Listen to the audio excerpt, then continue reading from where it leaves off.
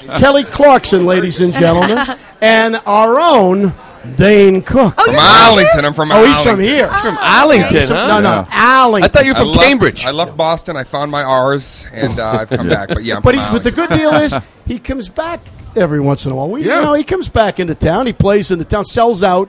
You know, his He's very funny. He sells out in like 22 minutes, right? I don't know. I'm not sure. 23. 33. I mean, who's counting? First show, second show. Who's counting? So you guys are involved in the ceremonies here tonight? What's happening tonight? Indeed. Well, you could probably guess who's singing.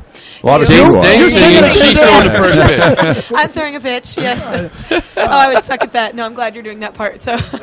Yeah, I'm first pitch today. I've done it twice before, and I dirtballed it twice. I'm not afraid to say that I blew up the joint. But now I've been practicing, and I'm ready to do as long as I can be 4 feet from the catcher. I think I'm ready to. Yeah. So what happened? You just jinxed yourself. I'll do anything at this point. You got to be on the mound, though. It doesn't count. If you're on the grass, it doesn't count. You got to be on the mound and make sure you can get it there. Well, that's the thing is I'm on the mound. I'm trying to actually throw pitches and shaking off. But if you're practicing all this time, why do you get nervous? Do you get nervous when you're in front of 20,000 people?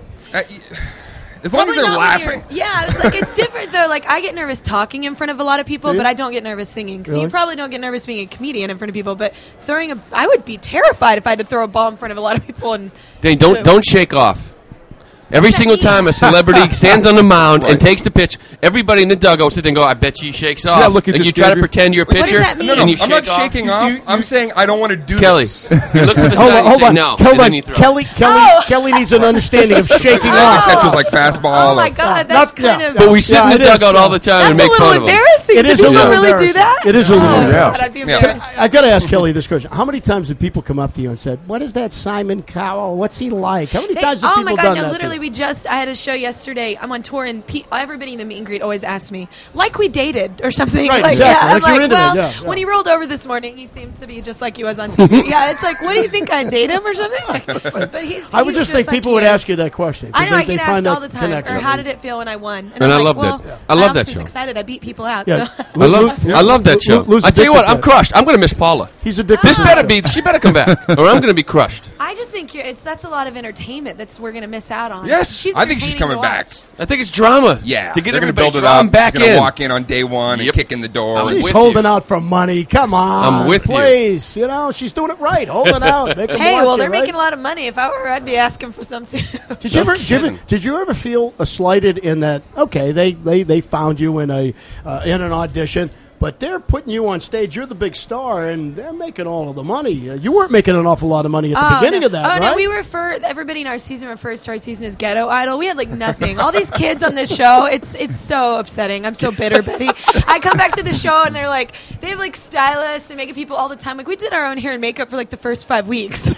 So imagine I look like a clown because I'm like a tomboy. So it looks horrible. But I'm sure that would But it's fun. No, I would go back. It's fun. I don't look at myself like that. The judges are making all the money. The first season, it looked like you were all going to prom every week. That's really how it looked. And literally, I got terrified. One time, Simon actually laughed at me during one of the rehearsals at what I was wearing. Because I'm not even going to lie. I'm totally the girl that makes the worst dress list because I don't care. I live in Texas on a ranch, so we don't really care what we wear. But anyway, so I'm on the show and he's laughing what I'm wearing, and I totally cried and went and changed.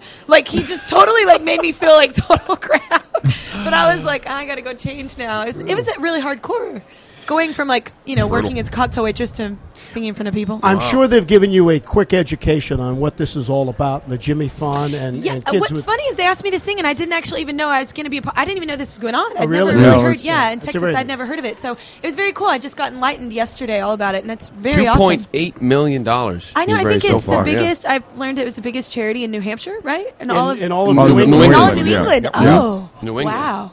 We got Massachusetts, Connecticut, Rhode Island. A whole bunch of Maine, people too. Vermont, we don't count. Oh, for some reason, somebody said New Hampshire. Maybe they just messed it up. Oh, very cool.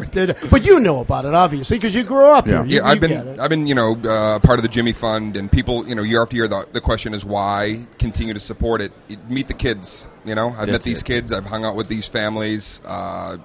These are some of the best people I know. Always invite a bunch of them to my shows, and that's it. Just hang out with the kids for a little bit, and then how do you say no to something like that? It's a wonderful cause. I'm glad to be here. We just had a guy in here, this wonderful kid, Matt Shea, and unfortunately he's been here every year with us. because it keeps on coming back, and they have literally taken out, as he said, his lung and his kidney and part of his chest cavity.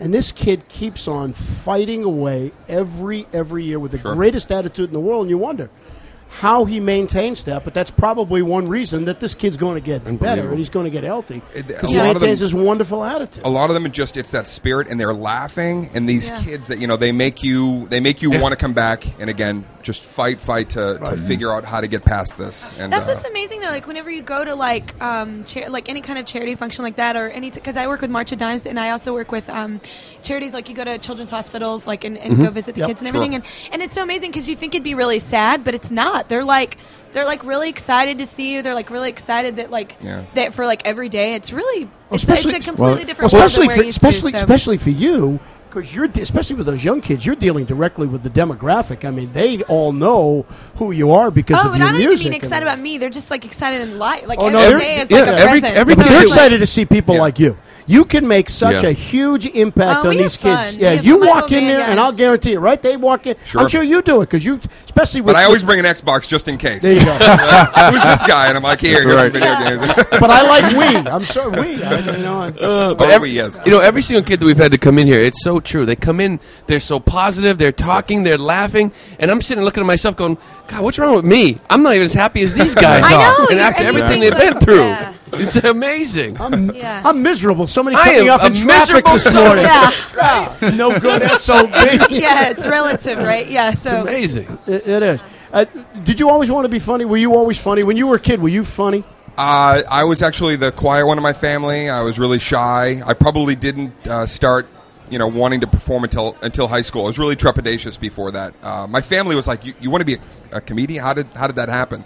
But I think it was just from watching them, and everybody in my family was so funny that I kind of just took a little of everybody and took it to the stage. But you know what, though, and don't take offense to this, I thought one of your best roles I've ever seen you in was with Mr. Brooks, right?Ure. When you played that psycho. Yeah. I mean, that was awesome. Well, wait a minute. I didn't even place that. That was cool. That was totally out of character for him, but he played it. He played a good whack job. Oh, yeah, you're the guy with Kevin Carr. I totally didn't even very place creepy. that. You a great really whack job, by the way. Thank you. Well, wait a minute. He said he that. wasn't funny as a kid. He didn't say it wasn't a psycho. No. I wasn't a wannabe serial killer either. I just want to be very clear. That's a good And one. it's funny, though. I worked as a cocktail waitress for a comedy club for like 2.5 years, and most of the comedians are actually very dark, like off stage. Like, I mean, I'm not saying you. I don't know you personally, but I'm just saying it is funny. Like, they're not laughing all the time, right? When they get out, they're not making jokes all the time. Right, they're not on all the time. Yeah, most people are kind of dark. Like I always thought. So They get worn out from the time they're on the stage. guess, I yeah. think they become. well, that's just like introverted. people asking me to sing everywhere. And I'm Right. like, no. But but Dane, that's the Sing a role. note. Yeah. That's how guys get into acting right now, because now the latest move is you take somebody who's very funny, who's a stand-up comedian like yourself, and you say, we're going to make you an actor, and you've developed into an actor. Well, the good thing is, I mean, you can do a comedy, and that makes people laugh, and if you do a drama and they laugh, you're like, oh, good, either way, I win. It's a win-win situation for me. Not sure the some movie form of company what you're does. doing is already acting. I mean, comedic. I mean, you're also playing a Sure, character. yeah, so. it's So you're putting kinda already on a doing show. that. So, Kelly, when you singing tonight? God Bless America. Are you going to sing with me? Yes, absolutely. I don't know if you saw it, but was it in Los Angeles? I can't remember. Or maybe it was in Anaheim. Somebody was singing God Bless America. Oh, my God, don't jinx me. Or did they mess up? Do not jinx me. Forgot the words. Here's what she did. Dun, dun, dun, dun, dun, dun. Yeah, she did the dun, dun, dun, dun. Didn't know the words. Dun, dun, dun. Don't even like Stand beside her. Do you know what I did in rehearsal today? Like your sound check or whatever. I came in to check, and we did a show last night. I rolled off my bus, came here to do it, and I'm half asleep, and I was like, I got to from the mountains to the prairies to the oceans, white with snow, not foam. It was like snow, and I said it real loud in front of everyone that was there, and I was like, whatever. Can I give you a hint? Help you out? What? They put the words on the scoreboard. Yeah. I know, but isn't that behind me? It is. Turn around. Yeah. See, I know. No. Here's the way you do it. Be on delay, Hold anyway. on. Gracefully. You turn around and address the people. You do the in the David cheap Cassidy, seats. as we'll call it now. Is that right? The David Cassidy. He just sauntered around the park. He turned that into an 8-minute mega mix. Right. And most of the public in here, the bleacher people love him. They thought he was addressing them. Sure. He was looking at center field. I'm totally get the gonna words. do that now. Cheat sheet. But now you just outed me. They'll know what I'm doing. You'll be great. You'll be great. Yeah. Hey, thank you both for coming in and helping us get the message out there. Thank you for fans, having me. we're hoping that fans of Kelly Clarkson, fans of Dane Cook, will call up 877-738-1234. If you love what these guys do, you love their performances, kind of give back right now and help out the kids. That would really be a great way of thanking these two guys.